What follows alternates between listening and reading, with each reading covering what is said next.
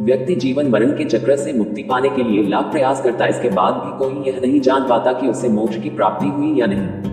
हिंदू धर्म में व्यक्ति को मोक्ष की प्राप्ति के लिए कई सारे नियम बताए गए, जिनका पालन किए जाने के बाद ही मोक्ष के द्वार खुलते।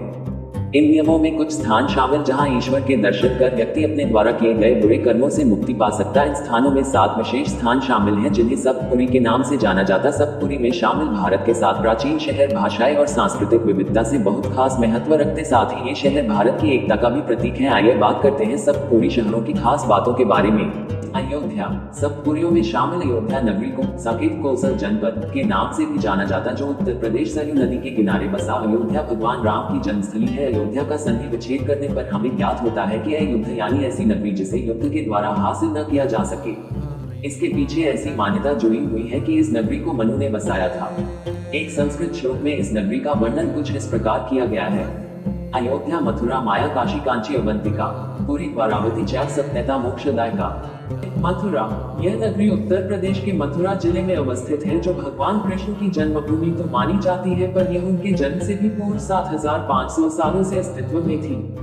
पुराणों में उल्लेखित एक कथा के अनुसार इसे शूरसेन देश की राजधानी माना गया है, इसलिए मथुरा को शूरसेन के नाम से भी जाना जाता था। वाल्मीकि रामायण में मथुरा को मधुपुरी और मथुरा कहा गया है।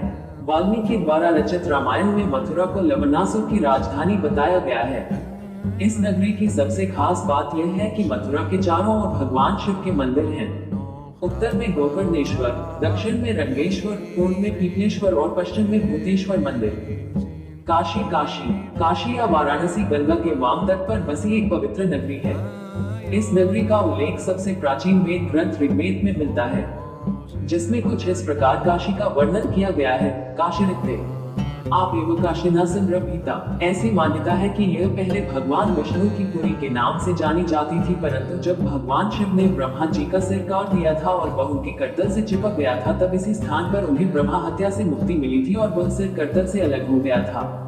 इसके बाद यह नगरी भगवान शिव को इतनी ज्यादा अच्छी लगी कि उन्होंने इसे अपने रहने के लिए भगवान विष्णु से मान लिया था। काशी में 12 ज्योतिर्लिंगों में शामिल काशी विश्वनाथ मंदिर स्थित है। हरिद्वार को सप्तपुरियों में सबसे खास इसलिए माना जाता है क्योंकि इसी मार्ग से बद्रीनाथ और केदारनाथ का रास्ता आगे जाता है। ये स्थान एक ब्रह्म स्थान है, जहां से भगवान शिव और भगवान विष्णु के धाम पहुंचकर व्यक्ति अपने पापों का प्रायश्चित करता है।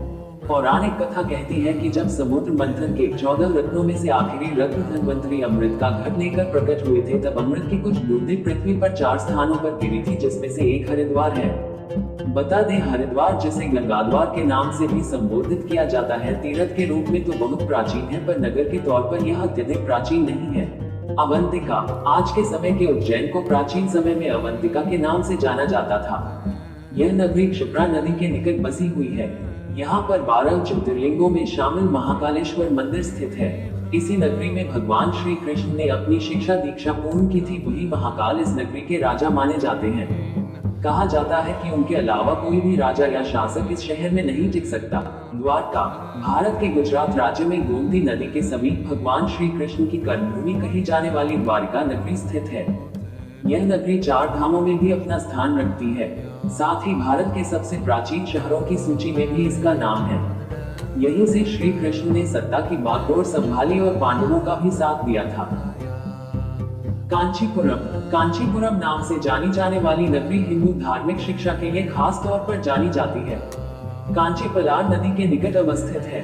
कांचीपुरम में कांची का अर्थ ब्रह्मा, आंची का अर्थ पूजा या उपासना और पुरम का अर्थ शहर या नगरी होता है। पुराणों में इस जगह का वर्णन इस प्रकार किया गया है। पुष्पेषु जाति, पुरुषेषु विष्णु, नारीषु रंभा, नगरेषु कांची।